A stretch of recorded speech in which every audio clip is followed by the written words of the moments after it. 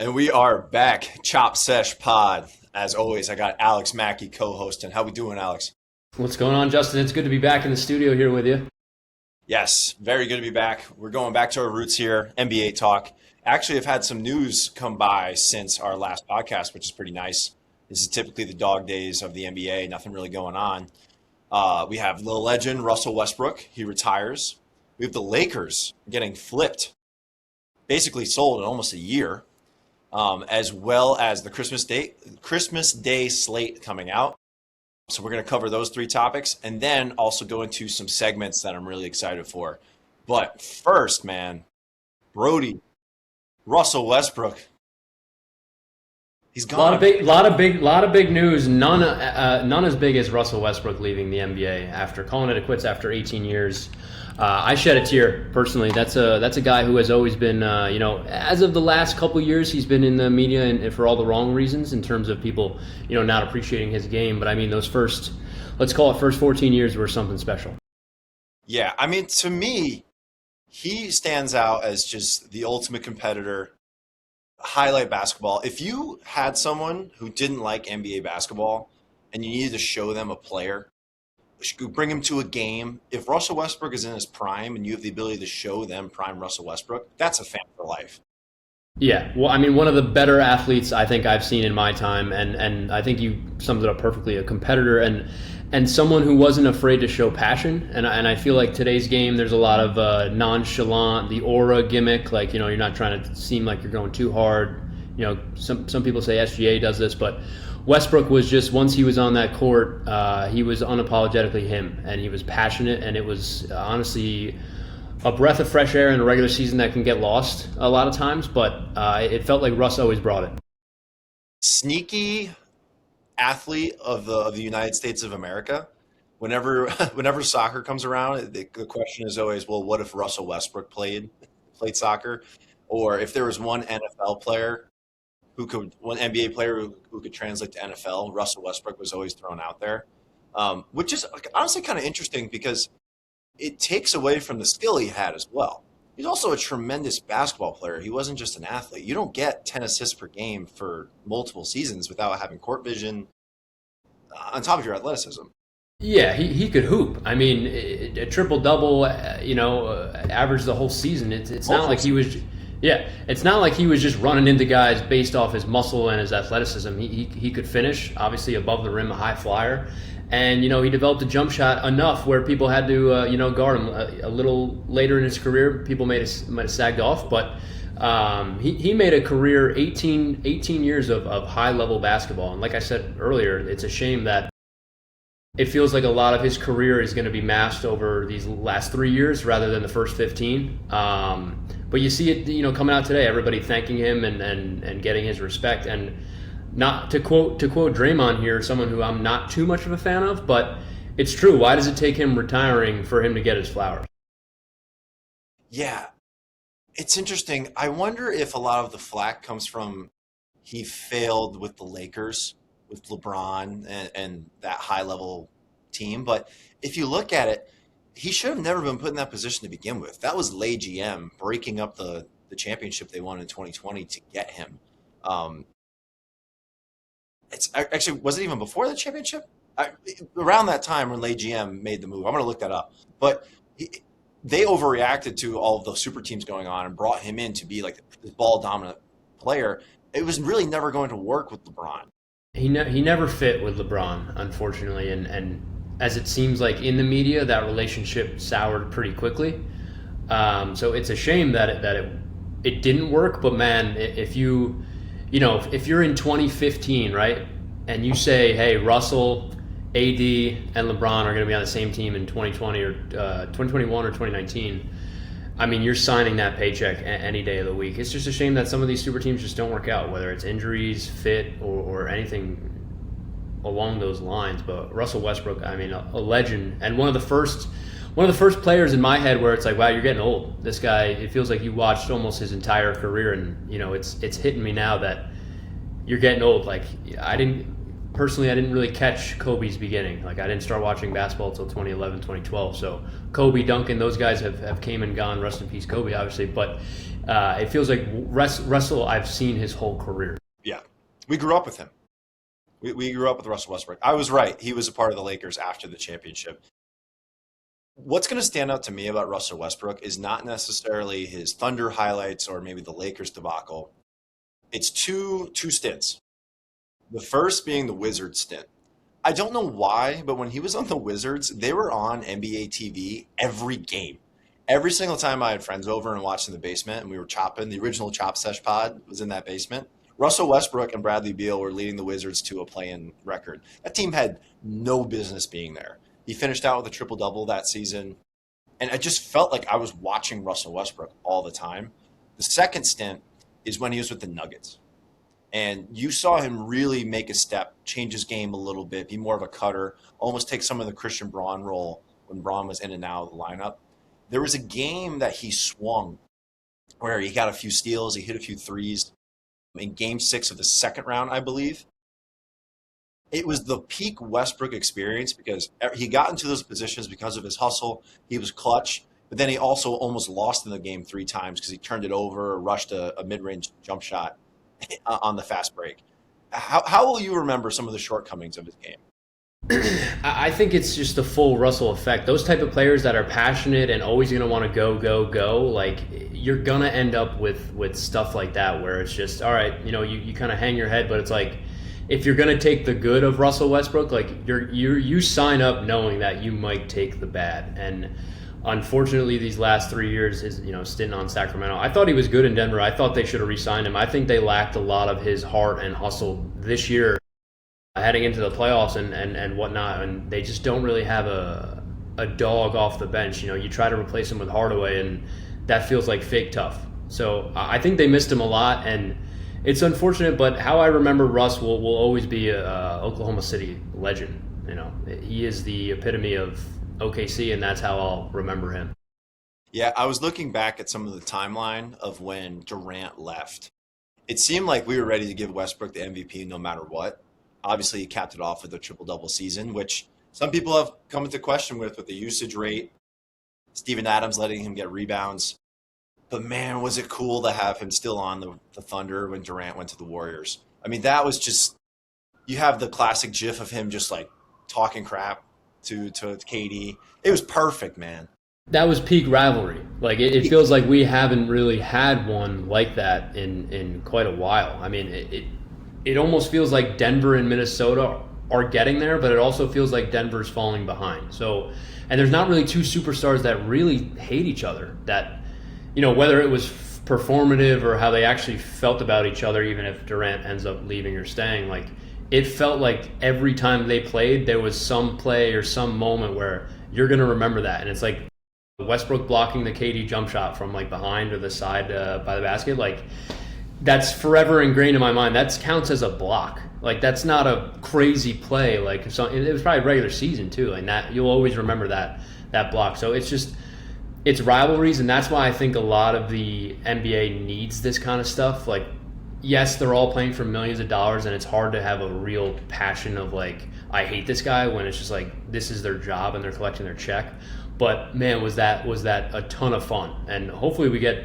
I'll take OKC, Minnesota, or Wemby Thunder, like someone like that where they just don't like each other, and I'm here for it. I also loved the rivalry between Russell Westbrook and Skip Bayless. Say what you want about Skip Bayless, but him calling him Russell Westbrook and then Russ standing up for his own name and saying, hey, this is my son's name now. Like, you're not just attacking me, you're attacking my family. It added a personal element to it. It added a personal layer, especially just someone who like is from Oklahoma City, talks about that all the time. I love Skip. I'm a Skip apologist. It is what it is. If you have ever gone back and watched some of those, the series versus the Heat, No. he had 43 points in one of those finals games.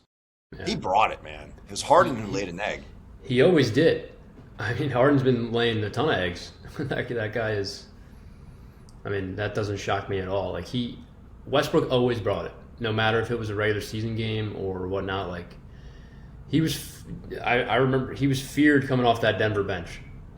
Like even 2 years ago, 3 years ago, and he's 35. Like. He just always brought it. A guy with passion, and And you hear all these great personal stories about him, how he gives back to the community, all that kind of stuff. He's just a class act guy. Like, I don't know if you saw Durant's tweet today, but very heartfelt, and it was like perfect. It almost closed the chapter of like, wow, the childhood is over. Like, Durant had a nice little, probably 15-line tweet to Westbrook that was just like, damn, these guys at the end of the day, they still ride with each other, and it was cool to see. Yeah, if you're Durant, knowing how sour things got with the Warriors, when he signed with the Warriors, Westbrook had 1 year left. So a lot of the discourse that was going around was Kevin Durant's going to sign a 1 year extension with the Thunder before entertaining free agency. That way he can finish out with Russ.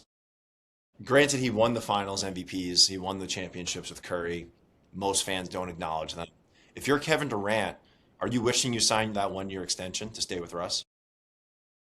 It's funny. I think Durant is a different beast. I believe him when he says he only really cares about hoop. Like, and he wanted to play with the War. Like, look, 2017 or whatever year it was, like, or 2016, whatever. I hated him. I hated his guts. I thought it was the weakest move ever. I still think it's the weakest move ever. But I also see his point where it's just like, sometimes you just want to hoop. He doesn't care if me and you count his ring.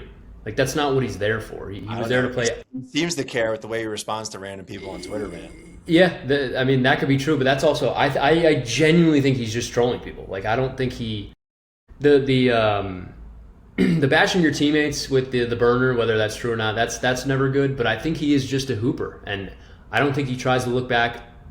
I think he probably regrets a little that he left and how people took it. But I also don't agree with him like saying that this move from LeBron is the same as the one that he did. No, which I don't know if you saw that. And that's where the delusion starts with Durant, where Yeah. it goes on and on. I don't want to make this too much of a Durant thing. But in tying in with Westbrook, a big reason why he left and a big point that was made on a lot of these talk shows was Durant would be cooking and then Russell Westbrook would come down at the end of the game and he'd take the shot. He wouldn't kick it to Durant. That I can understand. But man, you guys are up. You guys are up on the Warriors. You're up. You're right there. You just went to the finals a few years before. Like, I don't know. If I had the time machine, I would love to see him just re-sign that 1 year. At that point, after that, maybe the Warriors blow isn't that bad because you have the year removed from it. To me, the biggest problem with the Durant move is he just lost to that team. He was up 3-1. That's what gets lost a lot on when people talk about it. Is they talk about, oh, he joined the 73-9. He's joined the 73-9. Curry, 4 Hall of Famers. It's also they lost. Not even the worst part. The worst part is they lost to them. Yeah, that's the worst. Up 3-1. Up 3-1. Yeah, exactly. Yeah. That's how bad it is. Is you forget some of the elements of it. Yeah, I think it's the weakest move we've seen. And I'm gonna go as far as to say I don't know if we'll ever see a weaker move. You're up 3-1. You then lose to that team in the Western Conference Finals. And then you join them as a top 5 player in the league who already have 3 top 30 players, 2 top 10, 15. In your prime. It's a wild move, but there's stuff behind the scenes with these guys, man. You really never know. Yeah, I mean, when I lived in the Bay Area, a lot of people still don't really claim Durant. Like, they're happy for it and all, but Curry's their guy, man. Curry's got the bobbleheads. That's the kids are wearing the Curry jerseys, not the Durant ones. Now, we're not trying to get too much into Durant, so one last thing. Where will you remember Durant? The kid in me wants to just remember the MVP season. But to me, I'll remember him for just destroying the league for 2 to 3 years. You were at the peak. You were at the peak of competition. You had Kawhi doing his thing. You had LeBron returning to Cleveland. We had some unlucky history with Kyrie and Kevin Love, and then it was just taken from us. Just jumping to the Warriors immediately. I will remember him for making the league stink for 3 years. It was such a shame. It was absolutely such a shame. He stole one out of LeBron's pocket for sure, and that's what I'll remember him as. At least one. He was the difference. Oh my God. Yeah, in that no 2018 doubt. series, he was the difference, 100%. You can't guard those 3 guys, Durant, Clay, and Steph. You literally can't, especially if Mo Williams is on the court. Like, I mean, let's get serious. But let's move on from Westbrook there. I mean, what a career, but all good things come to an end. Speaking of big moves, Lakers sold $12 billion, highest valuation in the NBA and American sports. Pretty nuts. Went to Bob Iger, the former CEO, head of Disney, as well as Kushner, Jared Kushner's brother, who's a Trump guy. He's in the government. A lot of conspiracies around it. I don't think we'll get too into them for the sake of our jobs. But it's interesting to think about how the valuations of these teams have gotten so large. $12 billion. The Celtics sold for around 6 or 7 previously, and then had to do it. We usually do it. Yeah. You have some like the Hawks sold for $800 million not too long ago. Simmons did a great monologue on it. It makes you wonder, is this overvalued? Are these teams actually worth that much? Now, I want to ask you something. You're a little bit more well-versed here. So they were sold a couple years ago. That's correct, for like around 10? Yeah, the Bustos sold like their majority stake. Majority. They're still involved, but yeah, they sold. Around 2 years ago, right?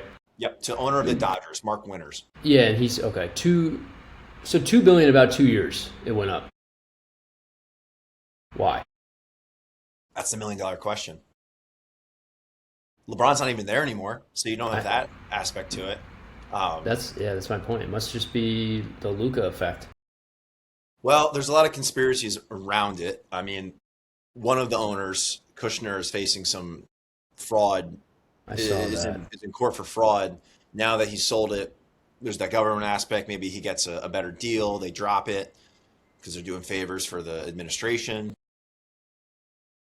A big thing that I think is going to happen with it, I think this is a really telltale sign of what's going to happen in the MLB, because he also owns the Dodgers. So I think what he's expecting is a loss of revenue and that we are not going to have baseball next year.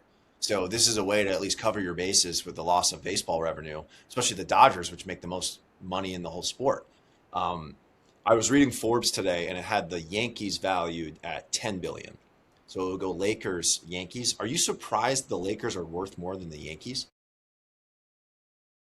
No. I think, if there's going to be two teams in the big four that are right next to each other and right there, it's probably going to be those two. LA, big city. New York, big city.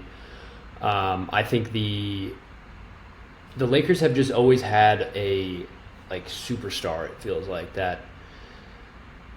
They can contend with those bigger ones because they just have someone that people are always going to be buying jerseys of. Like they've always, maybe 4 years before Bron got there, they weren't the greatest. Like Kobe's last year, maybe like that kind of stretch. But other than that, you still have Kobe selling tickets, that kind of thing. They've always had a guy, so I'm not surprised at that. I'm just surprised that it's.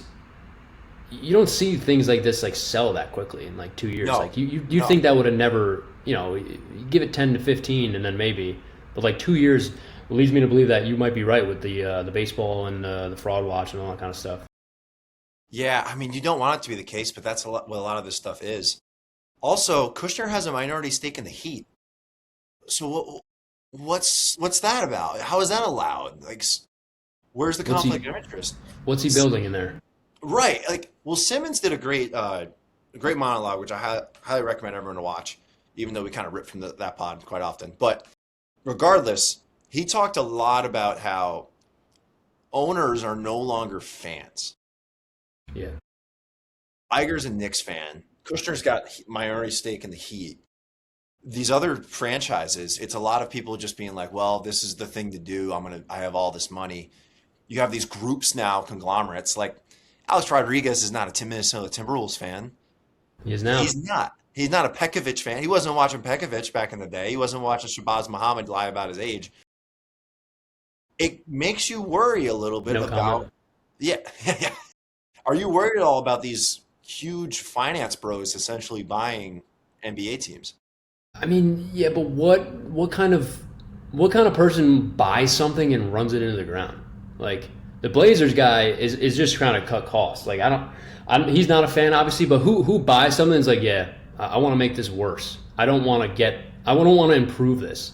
So I'm not worried in that sense, but yeah, it is kind of I've even in the last like 3 or 4 years, like I'm just this it has a little bit to do with the owners, but like I'm surprised like Heinz Field for Pittsburgh is not Heinz Field anymore. Like Arrowhead went to like I'm surprised these people are like I mean Arrowhead is like a classic name. Heinz Field like you're just like this crypto center like Yeah. the Staples Center was I mean that's it just feels yeah you're losing the plot a little bit. It's like all right sports are supposed to be separate from this the finance bro kind of thing. So I do hear your point on that. But sometimes, big fish have to get in somehow. Like Well, they got is money. that the thing though? Are we just older now and we're aware of it? Because Heinz Field is a corporation. Yeah, no, like it just I think we're just older now and we can see it happening. But like, I think I'll boycott the sport if Madison Square Garden never changes. I don't think it ever will, obviously. But like that, I never thought the Staples Center was going to change. No, Did no, I know? In 2011, did I know Staples owned it? No, no. but but that was just the arena. Like that's I don't know. It's weird. It's weird. Yeah, it makes me a little concerned with also how fans get priced out of games. When you have Knicks fans traveling to Cleveland like I did, or Boston, and there's not even Boston fans anymore. It's all transplants and it's all Instagram hype people. That's where I get really concerned, man, when the average fan gets priced out. That's what makes soccer so fun, is you have people who literally live in the city, people who live in Manchester going to United games. Maybe there should be like a rank control, but for you got to prove like what? How would you prove that you're a real fan? What's the way to prove you're a real fan that you can buy a ticket to a playoff game? I just don't think there is. Like maybe Correct. it's what is I don't know. It's not the name 10 players because you can get by with naming 10 players. You got to be able to name an iconic moment. Like I don't know. Like Picture of you as a kid with dressed up in the yeah jersey, dad maybe. bringing you to the game. I Like, got yeah I got the Rubio jersey out front of Barclays 2009, so I'm cleared. But there is something to fake fans and not trying to be priced out because that's unfortunate. Like there are bigger Knicks fans that never went to a game this year. and that's unfortunate. It shouldn't be that way. Also, like if you are a huge fan, it shouldn't cost you 10,000. You shouldn't have to take out a mortgage to go to the game. I don't know how they fix it. Maybe It's just demand. It's supply it's and just demand. It's demand. pretty There is no simple. way to Yeah, fix it. it's the world sucks. It's just it's supply and demand. The world sucks. Oh shit. Well, anyway, let's get into some of the games actually. So we have a good slate of Christmas Day games. So looking back at what you said for your prediction for Christmas Day, you were pretty close, man. You had the finals rematch correct. You had Denver's prediction correct, playing the Timberwolves. Um, No, they don't have the Wolves this year. It's I'm sorry. Warriors. It's Warriors. It's Thunder T Wolves, which were the other one. But yeah. Along the same sentiment of the same kind of teams going on. What game do you think are you? It's all about slates too. You can't Yeah. be dinner at 5:30. You might be missing that Sixers Lakers game. But what are you most excited for that day? To me, it's the finals rematch because of the animosity that built between Wemby and the all. It seemed like all of the league, all of the world outside of France and San Antonio. The problem is though that Knicks game, I never get to watch it because we're coming back from Christmas Mass. I don't think I've ever watched a full Knicks Christmas game. I was just about to say that. I wish they slid that into like the 8 o'clock, where you can kind of just get the apple pie, kick your feet up, and watch the game. But that 12 spot is a little tough to get to. Yeah, I did think the league missed a little bit, not putting the Heat against the Celtics, Heat Celtics. That doesn't move the needle for me. Giannis doesn't do anything. I have Giannis fatigue. I just respect man. Who would you rather seen? I would have seen, dude, Celtics Sixers. Sixers Lakers doesn't move the needle to me because LeBron and Luka like they got along fine. Like Jeannie Buss isn't on the court. I don't think it's more of like if you were gonna. Yeah, six. And now that you say that, Sixers Celtics actually would have been pretty heated That's because it's the amazing. LeBron rivalry there. Yeah, and you open the pod with how there's no rivalries. The reason there's less rivalries is because they don't put them in the position to be that way. I want to watch the rivalries, man. I want to watch Jason Tatum and Jaylen Brown actually start to hate each other on the court, and I have the ultimate hate watch of all time. That just went completely over my head. I'm thinking LeBron Celtics, but Brown Tatum. Brown I didn't even Tatum. put. Yeah, it was Christmas Day. there. It was there for him. But Giannis, Miami, big like it's just. Do you care though? Does that move the needle for you? They're going to be a mid team anyway. I personally don't. That's probably the one game that I will not watch. But I will say that slot, that 2:30 slot, is usually the one I don't watch. It's So the nap one. it's the nap, the early dinner, like depends like when you're kind of doing it. That 5 o'clock game I'll be tuned into, but of course my Wolves 8 o'clock. You know where to find me. I'm just glad they didn't have the 10:30 because last year they did. It ended up being a great game. But how do you feel about Nuggets Warriors? You said it last pod. You're done with Curry. You're good. You said, LeBron, we're good. We don't need that anymore. That's old news. And the league disagrees with you. I agree with you. I think Trae Young Christmas Day, that's going to live in Chop Pod. What could have been? It just feels like Curry. Like, is he gonna be in that game? Are they gonna be, 14 and 21? Like, the unknown of that. Oh, it won't be that many games, but the unknown of that game is just so that could be a snooze at 10:30. It could be a snooze, and I want to see the rest of the stars built up. You heard my UFC rant where I went off about how it's just the same guys over and over again, which it is this weekend. It's going to be terrible. This is your opportunity. This is your spotlight to build up the new stars. I want to watch the Bansa. I want to watch the Wizards. There's enough.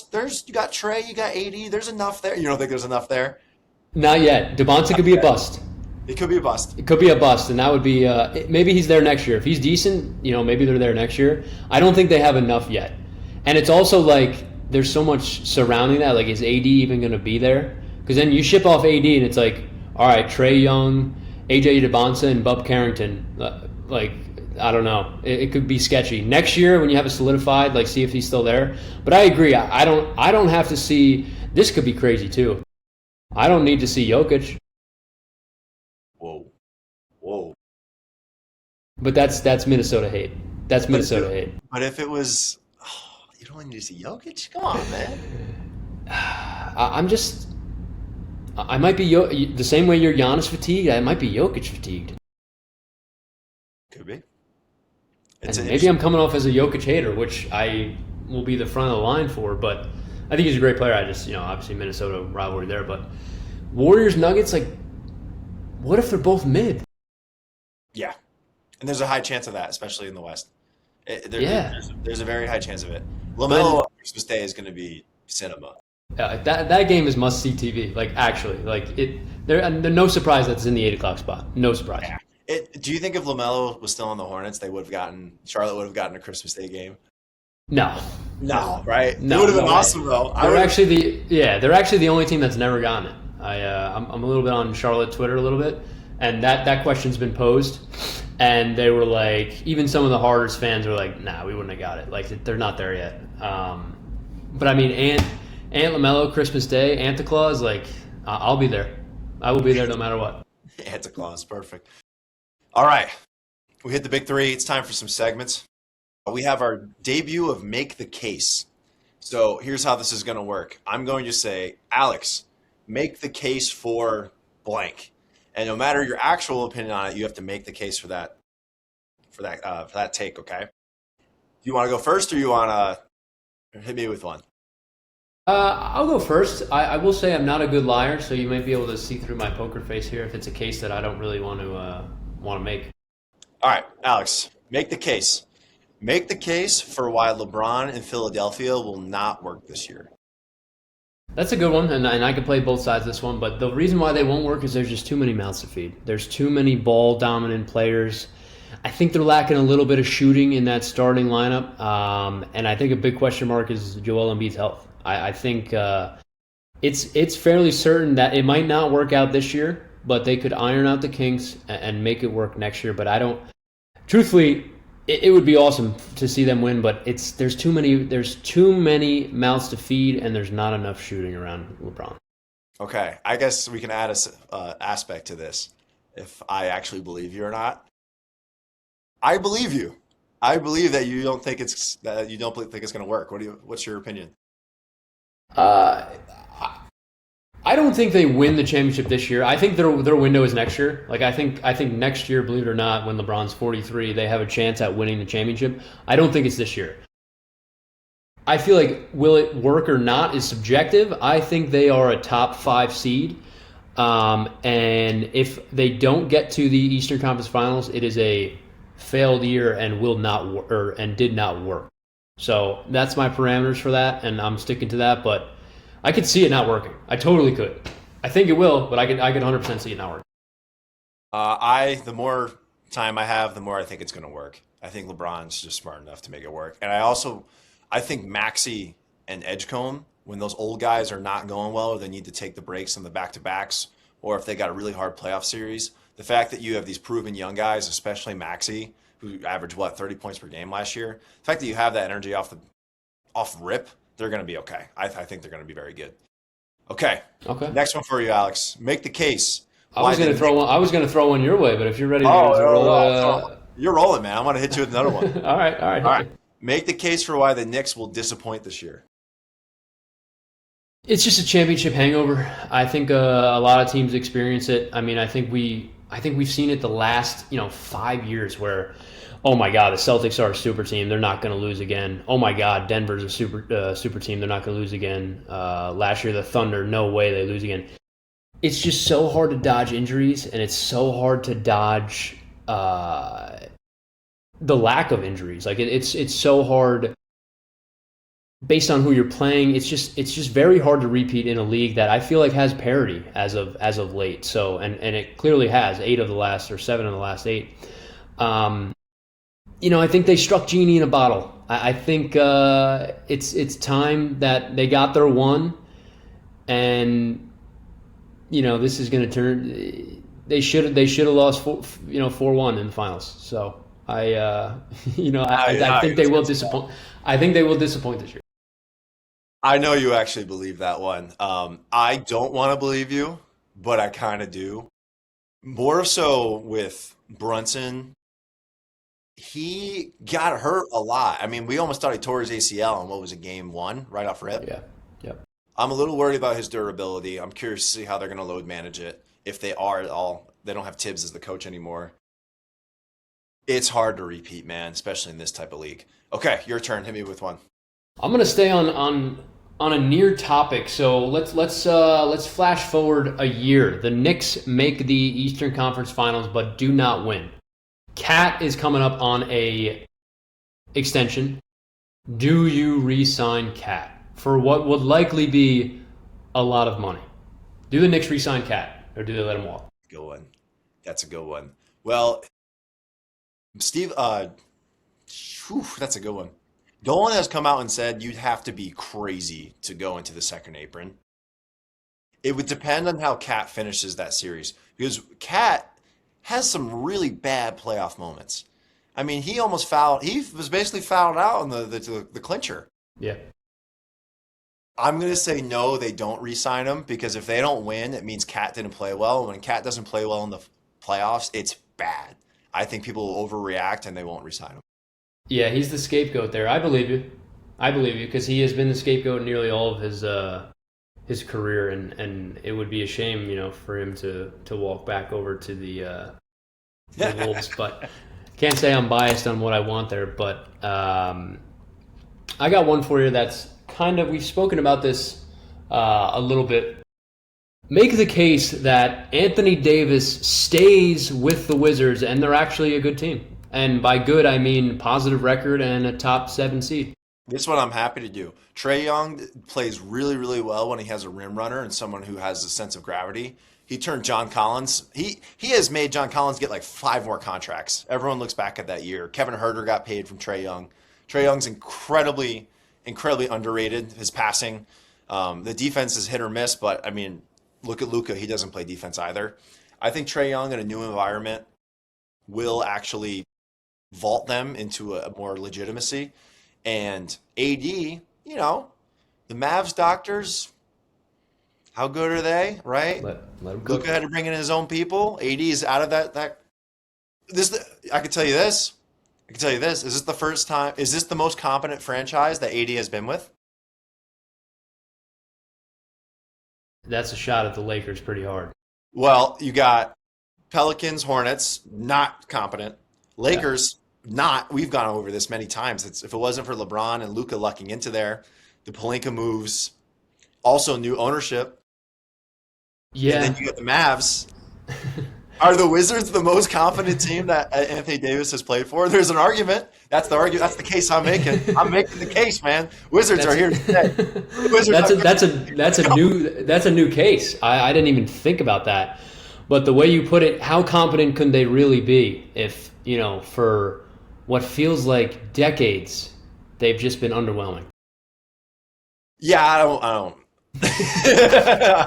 That case was snapped pretty quickly, dude. I You are want lying.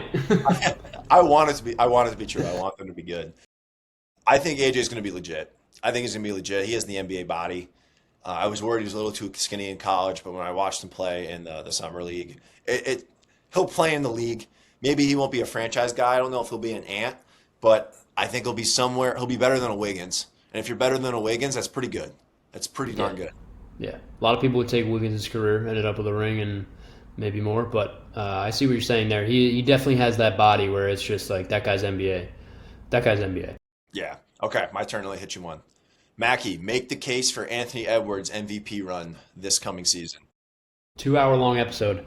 Well, look, they got rid of Randall, who I think was taking some touches away from Ant, and they weren't effective touches. And Randall could never really find Ant. Their two man game never really got any sort of oomph and got to a position. I think LaMelo is gonna unlock new heights where Anthony Edwards is the best catch and shooter on the planet right now. And if LaMelo can create more of that, then it's going to be a good thing. He's increased points every year. He's shot it better from the field every year, 3-point better. Like he just continues to get better, and I have no doubt that they're going to be. It's all depending on health, right? Obviously, if Ant stays healthy, Rudy stays healthy, Jaden stays healthy, LaMelo stays healthy, they should be a 53 to 57 win team, and I think they can. I think MVP, as much as you'd hate for it to be, a team award, it likely feels like it is now. So they got to be in that upper echelon. They got to be a top 2 seed. I think they can get there. I think we'll see some Thunder. I don't want to say load managing, but kind of just dialing it back in the regular season and not just dominating everyone like per usual. So I think Anthony Edwards has a great chance at being the MVP in these next 2 years. This year, if LaMelo and him actually work how a lot of people are envisioning it, where LaMelo, you basically can't double Ant, and LaMelo and Rudy's 2-man leaves Ant open somehow. I mean, the sky is the limit for this guy. He's hopefully he gets back to his on-ball defense that he's been good at. I don't know where they're going to put Jaden as a point of attack defender, but the more I read into this trade in this year, the Wolves are going to be so good.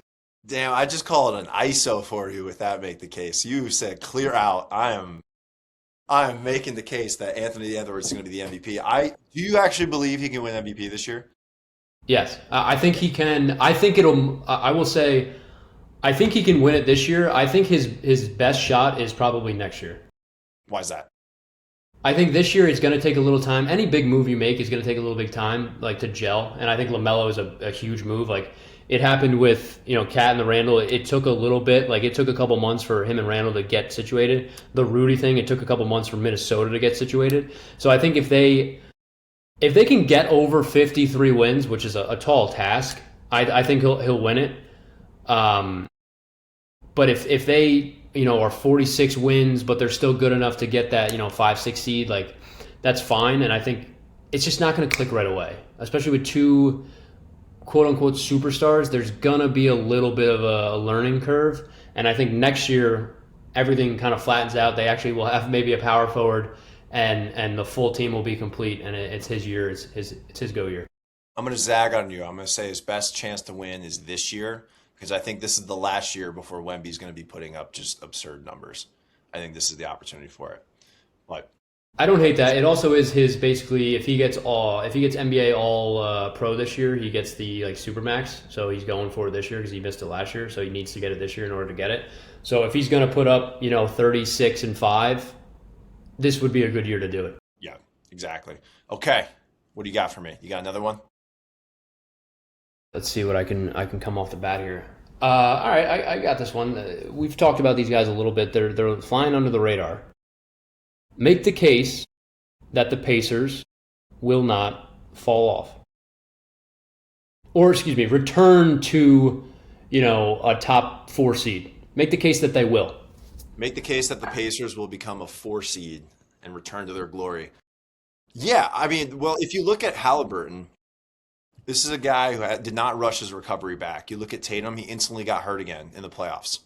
He didn't play in a game 7. And if you're not playing in a game 7, that means you're actually hurt. So we see what happens when you rush back from an Achilles injury. It didn't really work out for Tatum, and the team got destroyed as a result. The Pacers actually took a gap year. Yes, they lost the 5th pick, but they got Zubac. Zubac is an all-NBA center. He's one of the best centers in the NBA. So you have Halliburton coming back, the main core, Obi Toppin. You still have Rick Carlisle. This is a really, really strong team that I think is going to be really motivated to show the league, hey, don't forget about us. When you have pundits like us talking about the Wizards, these guys are on social media. They're on Twitter. They're going to see. People think the Wizards are going to be better than us. We were a game away from winning the NBA Finals. Halliburton's going to come back strong. There's the video of him dancing at some wedding, right? Was it his? Respect Mrs. Halliburton, or hyphen, however you guys do it. Shingles are over. He's good, man. He's got the antibiotics. He's ready to go. So they're going to pace and play, and they're going to return to it. I don't believe you. No, I don't believe it. It just felt wrong. I think they're going to be a big disappointment. Mathurin was a really strong player for them. Oubre loves to be on these teams, and everyone's like, oh, Kelly Oubre's there, but they never win. Yeah. He's always like a good piece. He's a first-round guy.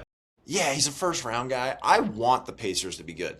I want the Pacers to be really good again, and that way the Knicks can play them and avenge all their terrible losses and be at full strength and get a full-strength playoff against them. But I don't know, man. East is pretty good. We'll see. We'll see. They were the lightning bottle of the team when they made the finals in the first place. We will see. Now, I want to take us to one last segment here, and then you brought up. We're going to call it Fraud Watch. It's in the name. Are these players on Fraud Watch? Players or coaches? I'm going to give you one, and it might surprise you a little bit, but I feel like his name is always in trade talks as this like unbelievable piece that you almost have to have. You got to give up 3 first-round picks. Is Lauri Markkanen on Fraud Watch? I'm going to say no because no one actually cares about the Jazz. Damn. I'm going to say no because I think there's enough. Counterpoint, I have a top 5. I listed my guys out. My 5th guy that's on Fraud Watch, who I think is going to take the fraud allegations away from Lauri Markkanen, is Darren Peterson. Okay. He is on Fraud Watch. I think people are going to get hot on him quick. I can see him saying some wild stuff in the media, blaming the creatine. I think he is a sneaky Fraud Watch guy that's going to take some of the heat away from some of his teammates. Are you a Markkanen truther over there though? You expect a good thing? I think he's pretty good. I just often see that he is this like touted player that requires 4 first-rounders and he's going to gut your team, and then he's in Utah, so it's hard to watch these games and hard to care. But some of these times it's like, all right, he's got 21 on 6 shots. I'm like, damn, like, all right, maybe this guy is legit. But I think I'm putting him on Fraud Watch a little bit. Like, I want to see, he's getting older. He was drafted to Minnesota and then obviously moved in the deal. But he's a little bit on Fraud Watch. I got him on watch. Okay. The seat is like cool. It's not too hot, but he's there. So this brings me to my number 4. And I think he's a little higher than you'd expect because I'm a bit of an apologist. It's one of our best clips. De'Aaron Fox, number 4 on Fraud Watch. Largely touted as the scapegoat for the Spurs collapse against the Knicks. You can make the argument that he was hurt and he wasn't himself, and the splits from when he hurt the ankle before and after are the telltale sign. That's the argument I'd like to make. But I think from a media perspective, everyone's going to be on De'Aaron Fox.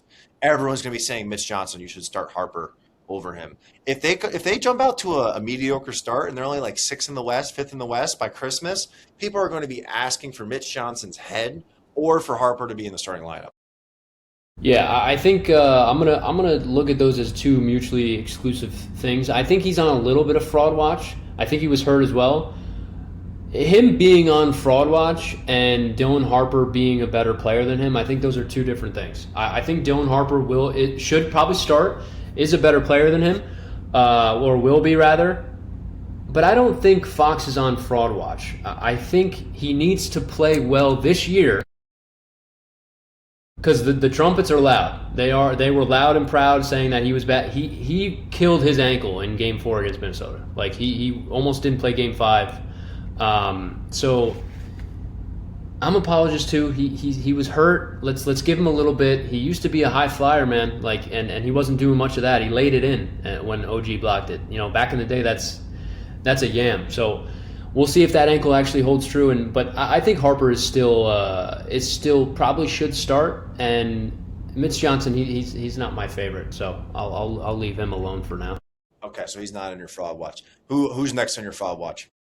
We're gonna go in a little bit of a different direction here. We're gonna go coaches. I got Joe Mazzulla on my fraud watch.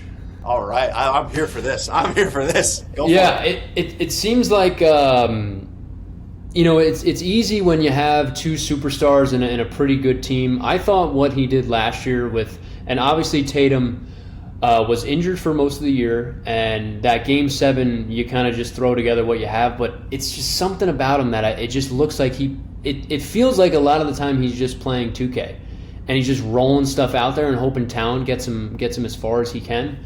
And it doesn't help that I don't like the, fake sarcasm in the press conferences. Like that rubs me the wrong way as a coach of a basketball team of men. So I would like to see him. I think they have to do something this year, and I don't think the trade helps. Obviously, you lose one of your better guys for PG, but I got him on a little bit of a fraud watch. So we'll see, but he's there. He's on the radar.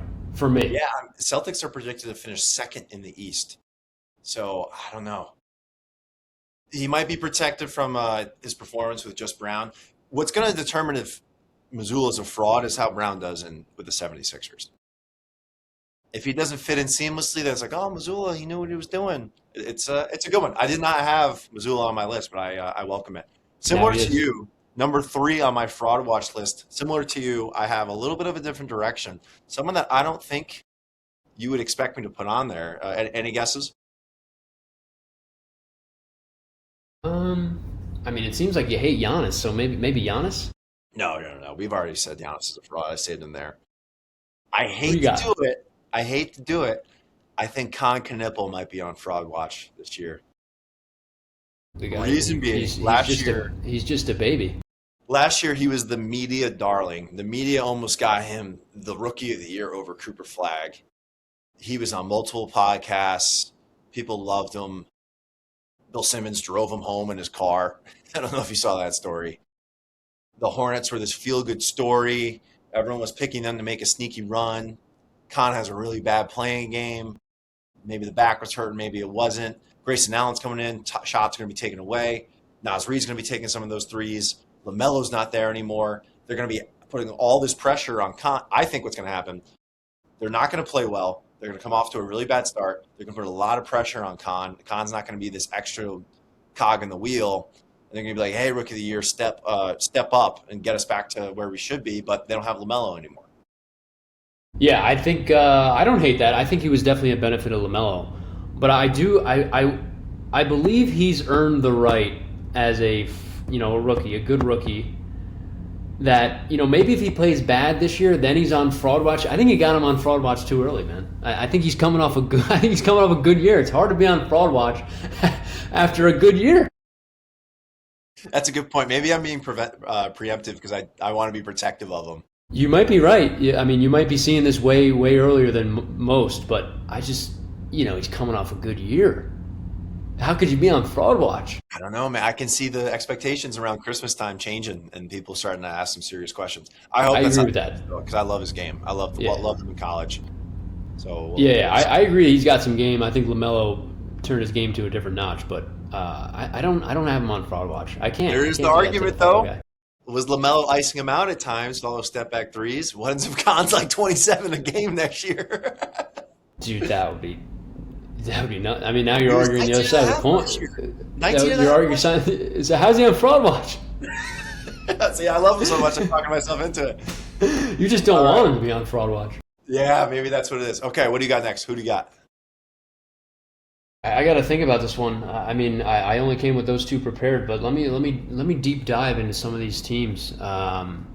It's hard when I mean this one feels like a layup. You know, I think he's on a lot of people's fraud watches. Give me John Morant.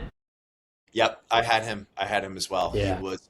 I had him as an honorable mention because for me personally, I'm not expecting anything out of him. I think Ja's done. I think his career is over. Personally, So that it's being not said, even it's not even fraud watch. It's fraud confirmed. he's fraud confirmed. He's cooked. I think this is going to be just a confirmation of it. But you're right. That's why I have him on the list. Most people would have him on theirs if other people were running it. He 100% is a top 5 fraud watch guy. Yeah. I mean, who else did you have on that list? Let's hear it and let's go through them. So I gave you five total. I've given you 3 so far. So I have 2 remaining. Ja was an honorable mention. I had Jalen Duren as an honorable mention. I can Kinda get looked down like with that. kind of looked like the Monstars took his skills away. Was I think 20 points per game during the regular season, was 12 in the playoffs. Couldn't even run plays through them. They had their third string Stewart coming in there running plays at that position instead. I think he was hurt, and I think he's only 21, 22 years old. Yeah, he's young. I'm a little chiller on him, but the East got better. East got better. It's also good to note too, Jalen Duren still hasn't been signed. I No know. one's. I don't That's think no one's. hard. I just think his price is high, man. For someone like you're coming off a bad stint and a bad time to do it too. Like you're the 1 seed coming in looking to make your mark, and you let Cade, you pooped your pants in front of Cade and every contract ever. Like it's a tough time to be wanting more money, but I could see him being on fraud watch. Like a bad regular season here, and they falter in the playoffs. It's like, whoa, maybe he wasn't as good as he seemed. Eerily similar to Roy Hibbert. Eerily Mm, similar. Overachieving Eastern Conference team supposed to make the leap. Big guy falls off for inexplicable reasons. So he was there too. My other honorable mention was the entire Detroit Pistons. The whole team, all of them. You're the number 1 seed last year. They've sneaky gotten away without any fraud talk or anything. If they are not what they're supposed to be, yeah. they're fall below a 4 seed. Fraud watch. And then lastly on my honorable mention, I had Wemby. He's too good. He's too talented to not play well. But I could see some Wemby hate starting to come. People are going to not really like him. He's not this darling that we thought he was. I think people don't like the facade of, we play 2 sides of the game and all the. Yeah, that's media driven for sure. Like he is he was the darling, and now he did turn villain pretty quickly, but he is. I mean, I can't put him on a fraud watch, dude. He just went to the finals at 22. I think we're mixing up fraud watch and the players I don't like. I think that's what it is. Well, I you're don't gonna have like I don't my have one and I don't have Wemby on fraud. 2. You're gonna. Well, that's why he was honorable mention. You're gonna like my 1 and 2. I'll group them together. It's Jaylen Brown and Jason Tatum are 1 and 2 on fraud watch this year. Yeah, I think Missoula and Tatum go hand in hand for Yeah. me. I just don't like Tatum. Yeah, I mean the Tatum piece goes hand in hand. Boston chose Tatum over Brown, so Essentially, someone's yes. going to be the fraud here. Someone's going to be the fraud. One out of the 3 will be fraud. 1 out of the 3 will be fraud. Tatum, he can hide behind the, hey, I'm still hurt. I've never been the same after my Achilles. He can hide behind that. Brown, he's got nothing to hide. He's got nothing to hide. You want to make all the talk. You want to make all the Twitch streams. You want to talk so much that you and I create a podcast because we're so pissed off about it. We're here. All right? Brown, you're on fraud watch. If you get bounced in the second round, you are fraud. You are fraud, and I am making a video about it. I don't care. I was just about to say, if they're not in the Eastern Conference Finals, which I said before, like this should go down on Brown. It shouldn't go down on anyone else. It's on Brown. Like you want to be that guy, take him to at least the ECF. Like it's on you, and I can see them both being on fraud watch for sure. I'll watch that. To bring it full circle, they are both the anti-Westbrook, especially Brown. The anti-Westbrook in terms of personality. Too cool for school. Too cool for school. Or maxing, all that type of stuff. Gimmick. Be Brody, go hard and paint. Go hard in Yeah, the paint. it's not taught nearly enough these days. We're gonna miss an OG one. My brother, we are close to an hour on NBA talk. Any final thoughts on Christmas Day, frauds, Lakers sale? As we get closer to that season, these frauds will start, or during the season, they'll start creeping in. You'll start to see some more frauds than you think. But Christmas Day, I'm excited for. I think it's a decent slate. That 2 o'clock game, I'll schedule the nap there. I don't need to see the Heat Celtics, but well, if I'm watching for frauds, I might have to watch the Heat Celtics. That'll be fraud watch. That might even be the fraud watch. But other than that, man, it's been a great, looks like 55 minutes here. That's the quickest 55 minutes in podcasting history, as per usual. But I got nothing else to say. What about you?